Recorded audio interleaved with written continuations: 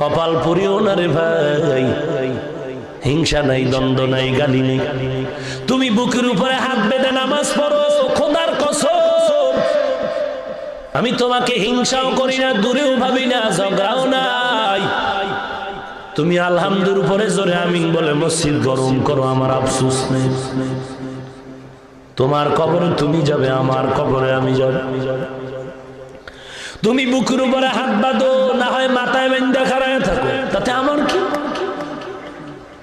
কিন্তু আমার কথাই হলো ওই জায়গায় তুমি বুকে বাঁধো, মাথায় বাঁধো, জোরে আমিন বলো বলো।